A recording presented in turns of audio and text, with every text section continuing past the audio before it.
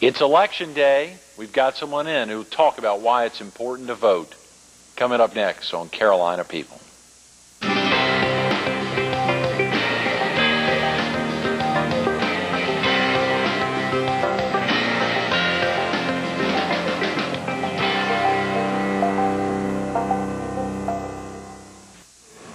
Good morning. Welcome to Carolina People. This morning we're at the Fox 43 studio.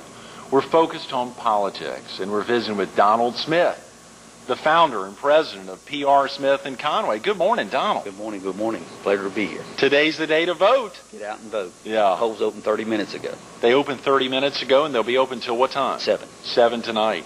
It's a big day. That's part of the reason we wanted to get you in, and obviously when we say we're focused on politics, that's a pretty big word. Oh, yes.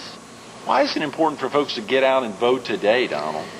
Well, it's the runoff today. In our area, it has the 2 Senate candidates that made it in the runoff, Beasley and DeMint.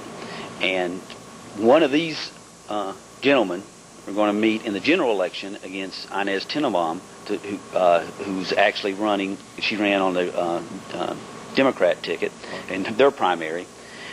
Will meet in the general election that will fill the seat of former Senator Fritz Hollings. That's right, who's been a U.S. Senator for years and who'll be retiring in January. It's a big deal. Mm-hmm. It is a big deal. And I think as we were talking about not too long ago, part of the interesting aspect, of course, is that there's for so many years been both a Democrat and a Republican U.S. Senator. Now we've got Lindsey Graham, who'll be there for a good while, and there'll either be a Democrat or Republican in there with him. Right. But it's a big deal. Yeah, it's a lot of people think that South Carolina is a Republican state and guaranteed that Republicans are going to have those 2 seats. But I don't know if that's the case because this state has been so long had on the 2 Senate seats had one represented by Republican, one represented by Democrat, and I don't know if that won't stay the same. And Inez Tenenbaum will be a formidable Democratic candidate. I mean, she's very, very strong. She's well known. She's got name recognition, and as we refer to in politics, she has no baggage that I'm aware of. And so it's important if one of these candidates that you think that you would like to see as your senator, you need to get out and vote today. It's important. There's also that aspect, and it's an interesting one, and not necessarily that women would vote for women, but 56% of the registered voters in South Carolina are women. 55% of the folks who voted in the 2002 election were women. Right. And if there is that aspect, whether Democrat or Republican, obviously Elizabeth Dole, Senator Dole now in North Carolina, got a lot of Democratic women who went over to make sure there was a woman. Obviously Hillary Rodham Clinton and others have gotten female support on both sides, both parties. I guarantee you, whatever candidate meets her in the general election, their consultants are already thinking about that right now. That is because there's blocks that happen in voting, and that's a major block. And women do get out and vote. Mm-hmm.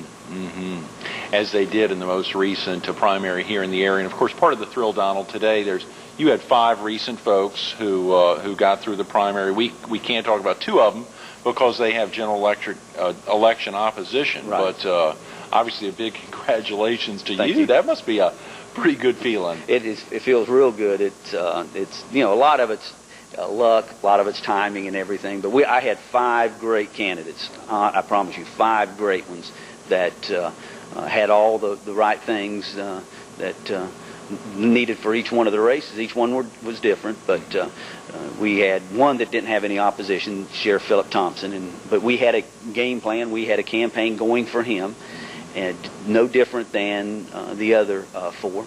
And then we had Melanie Huggins, who ran for clerk of court, and she won the primary. She has no Democratic opposition, so most likely she's going to be your next clerk of court in January. And then Roddy Dickinson, who ran for treasurer, and he has he won the primary, and he has no Democratic opposition. So now his seat, he won't fill his seat until next July. Oh, why is that? The treasurer's just different. It's 6 months difference. Now, okay. Officially, he will be in November will announce that he's the next treasurer. But where Melanie and most elected officials take office January the 1st, he won't until July 1st, 2005. Okay, that's fascinating. You know, it was so interesting. Back in April, the Myrtle Beach Area Business Journal did a little focus on P.R. Smith, and the same publication we were focused on the opening of Coastal Grand Mall, I believe. But it was so exciting to see that piece, and you used a word a minute ago, luck, Donald.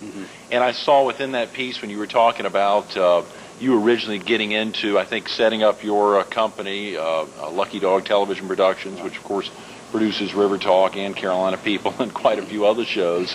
And then there was something, I guess, in talking about sometimes with candidates. Luck is a key word. How does that come into play? And do you talk to the candidates who come to you to talk about running for office that may factor in? Oh yeah, we try to talk about everything. I won't say so much the first meeting. First meeting is, and I would suggest anybody that's considering running for public office. There's a few consultants around, and there's some people like we had two of our candidates that we faced opposition. Their consultants were out of Columbia. So there's consultants really, all over. But I would suggest, go talk to a consultant first. You definitely want to do that. And then what we do, usually what happens is a candidate or someone thinking about running, they'll come in and we'll, at the beginning, we'll just talk a little bit. And because we won't just represent anybody that comes in. We have to have a good feeling that they're a viable candidate. And there's some things that make that person viable or not, and a couple of them I'll share with you if they're committed and what they're willing to do to win the election. Because hard work is the number one thing. They have to be prepared to get out and work. Second thing is now it's gotten so that political campaigns are so expensive. A county-wide race, just Horry County alone, you can look at about $70,000. If that candidate doesn't have the wherewithal, either personally and or the means to get out and raise those funds, then they need to seriously look at whether they're going to run, because it's not all about money, but a big part of it's about money, because name recognition, getting your name out, getting your message out. So we talk about those things, and then if we feel like there's another meeting involved, like if I'm interested in representing them and they're interested in seeing what we can do, then within a day or two we invite them back to the office, and we already have a theme for them, a logo, what we refer to as a logo. And turn around that quick, yeah, Donald. yeah. Come on. No, and we do that for a reason. Politics in a campaign, sometimes you need to be able to change overnight, and I want to show them that we have that capability in our office, that we can, if we're moving in one direction and something happens, we have to react, that we can react to it pretty quick. And I think if you invite a client back the next day and you have a logo, a theme for them, a budget, it's pretty impressive. And normally the ones that like us and we like them, that second meeting, they say, yeah, that's who we want to represent. And of course, that budgeting is such an important factor. Oftentimes I saw one of the most common mistakes of a candidate is to run out of money the last couple weeks. And I guess they really have to lay out a budget, of course, but you also talked about react. If something comes up, you got to be able to react, and oftentimes it takes funds to be able to react, to be able to get the word out about a certain issue. But how do you help lay out with a candidate? Of course, as you said, you got to know the money's going to be available, that they can raise it. Right. How do you lay out those budgets early on for candidates? Well, the first thing that we do, if it's a county-wide race, we've done a few of them and been successful on a few of them. Most of them, I'll brag a little bit now. We're pretty successful on all of our, county-wide races. But we know what it takes. What works well as far as direct mail, print advertising, television advertising. And then we might have a county council district area, or a Senate district area, or a House of Representatives district area, and we've done those also. Been successful with those also. So we kind of know what to expect, and we don't miss it too far when it comes. Once we actually get the official budget in, we're pretty much right on the money. But things can happen, just like you said, and you were exactly right. A lot of times, candidates, and most of the time is when they don't have a consultant when this happens, is they run out of money too soon. You know, they think they need to get out there quickly, and timing is everything, and they'll spend a lot of money up front for different things, and then the last few weeks when the timing part is so crucial, or they have to react, and they don't, you know, let's say it's a House district or House seat, and they decided at the beginning, well, let's don't do television. And then all of a sudden their opponent, the last couple of weeks, he does television. They feel like they have to do it then. Right. Because you want to be able to match what the other person's doing, or you want them to match you. You want them following your game plan, but or following, you know, trying to get caught up with you. But let's say that happens, and you know how much television is. Oh, and yeah. if you're not prepared for that, then yeah, you're. It's that idea that candidate B says candidate A won't look you in the eye when he talks to you. I mean, so obviously the only way for candidate A to look you in the eye is to get on TV. Exactly. And do it. It's the only vehicle in the world to do that. Exactly. So that's an important attack method oftentimes used, I've seen. You know, it's fascinating, Donald. Let's share real quick with viewers who may not have seen you on, and obviously you're normally behind the scenes, right. But it's so exciting today is a vote day, and of course a desire to get folks out. I know kids voting's been roaring in the community, trying to get folks involved, and obviously the efforts to get folks out to vote when they get the opportunity to vote at an early age. What was it that originally got you interested in politics, Donald?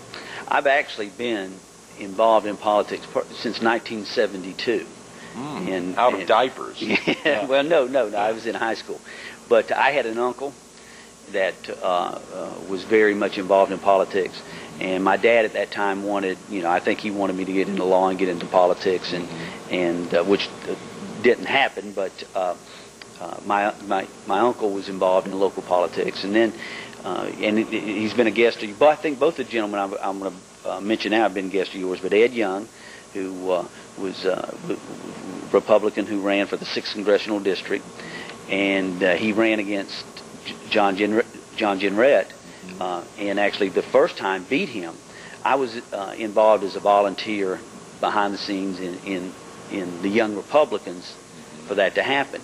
And I probably more so than anything, there was a gentleman that came down. It was when Richard Nixon was running for re-election, and his campaign theme was now more than ever. And they saw a shift in this country then that I think that they thought it was going more conservative. And they wanted to get as much Republican throughout the country, members in Congress and in the Senate.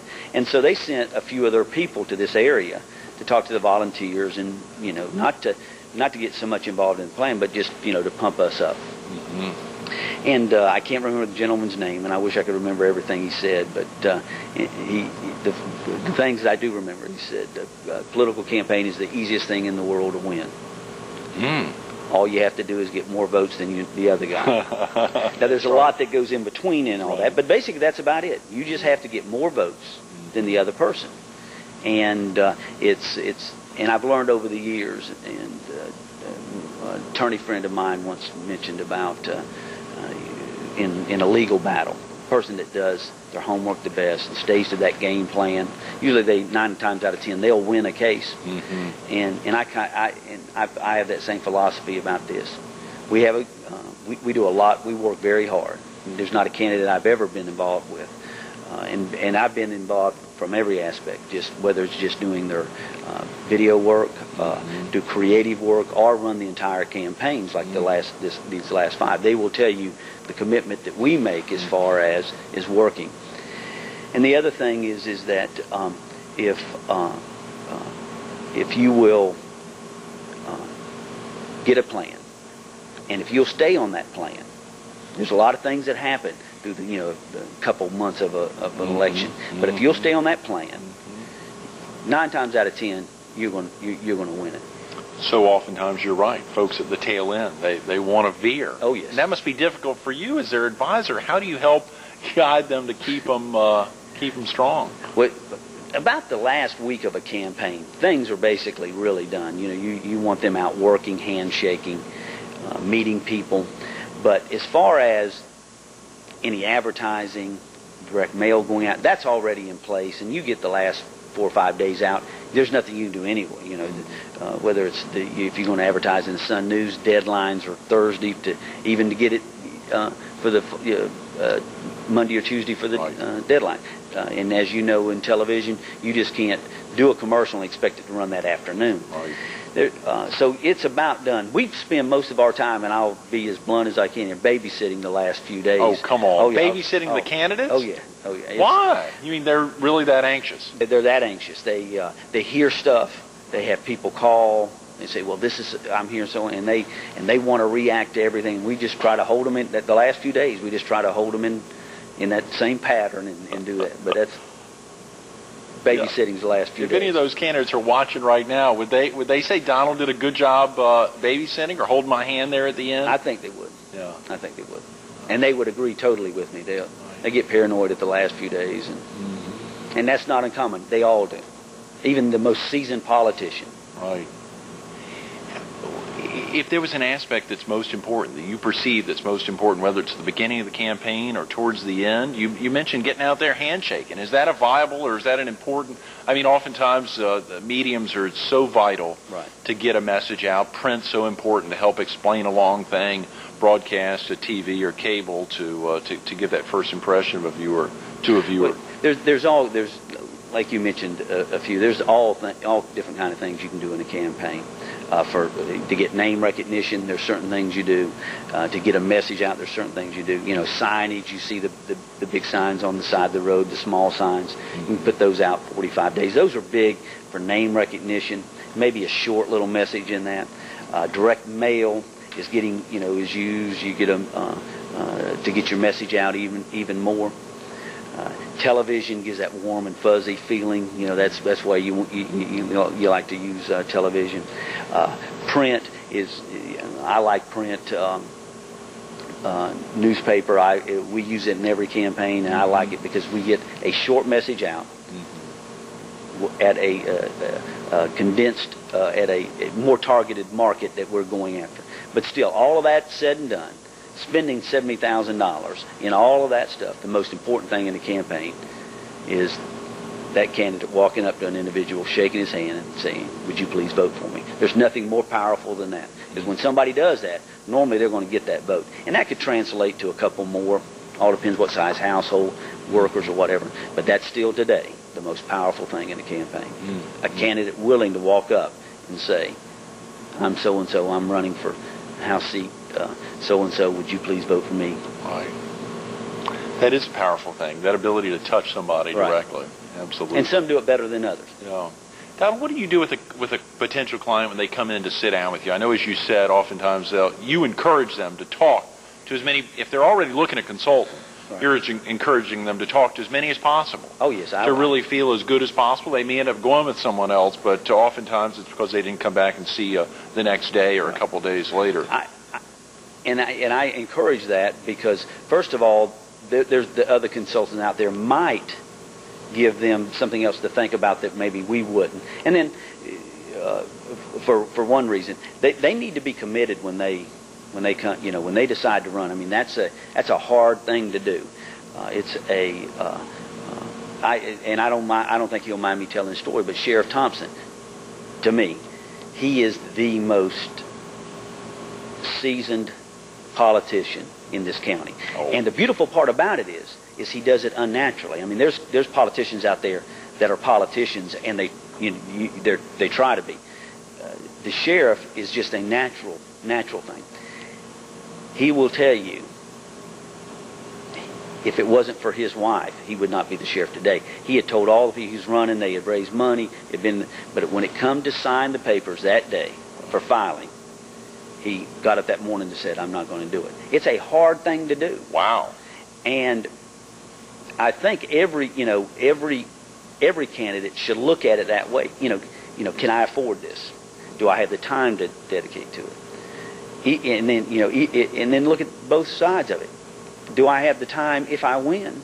And what happens if I lose?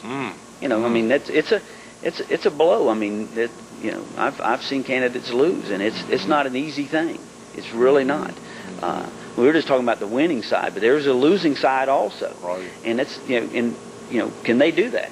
And they need to look at all of that. So yeah, we talk about that. I think that, and also if they go talk to another consultant, maybe they'll give them things to talk about.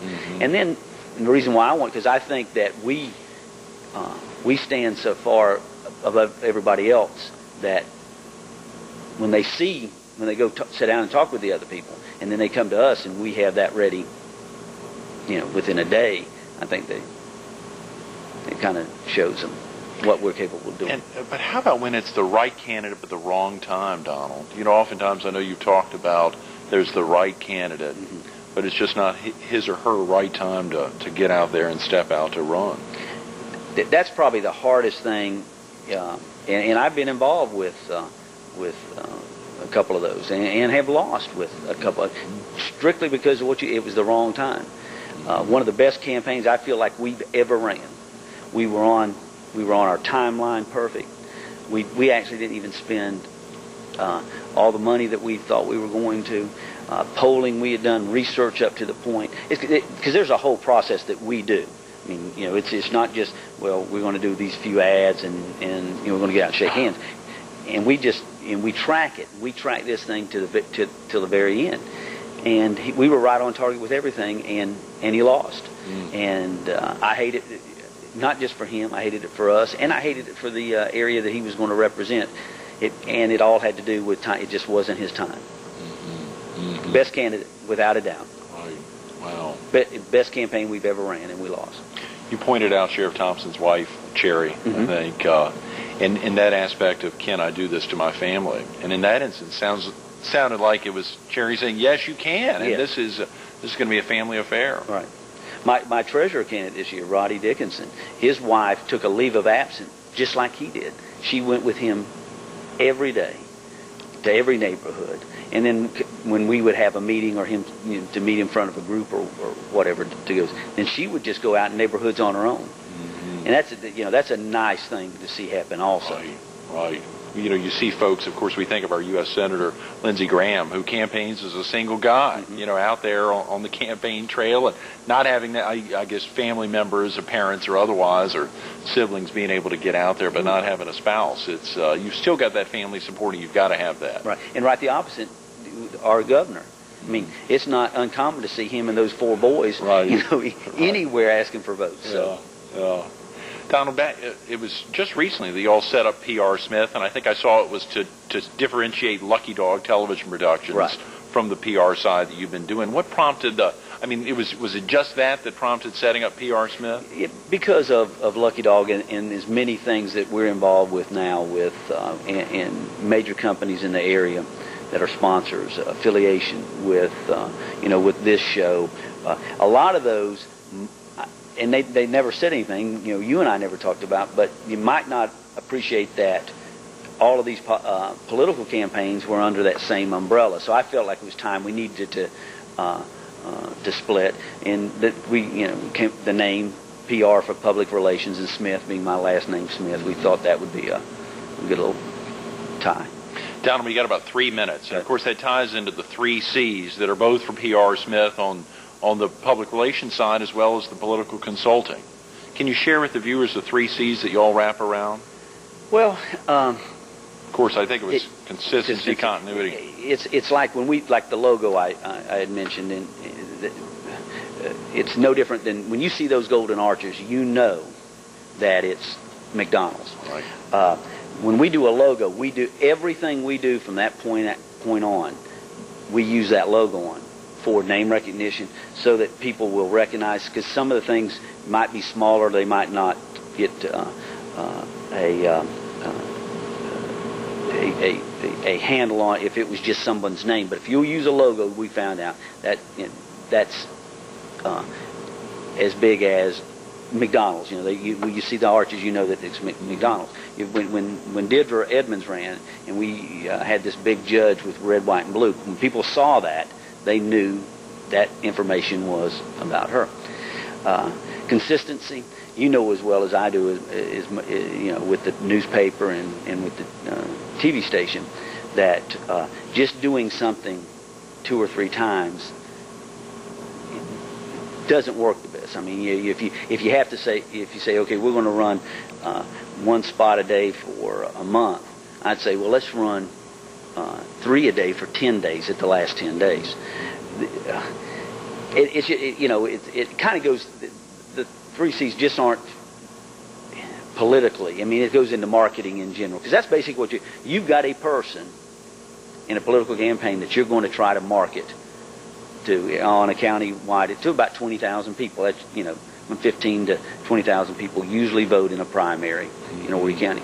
So we've got a person that we're trying to market, and no different than if you had this great bottle of water, Better Blue, that you're trying to get out to the people. Mm-hmm. And coordination's obviously very vital. Yeah. When we talk about candidates, can they do this to their family? Your family's really wrapped around you and supported this opportunity. Yeah. Oh, my mother's family, even my mother had 13 brothers and sisters, and even, I mean, it's not uncommon for us to get on the phone and say, we need to make some phone calls. We need y'all coming in. But my mother, my grandmother would go to every political thing with me, and wants to. My wife Marilyn, there's not anything that she wouldn't just jump in and do. And then when we're out walking with a client or at the Elephant Stampede, my daughter's there with buttons on and stickers and holding up signs also. Those are great words. Donald, thanks so much for being with us this morning. It's been a pleasure. Absolutely. Stay tuned to more Carolina People with Donald Smith coming up next.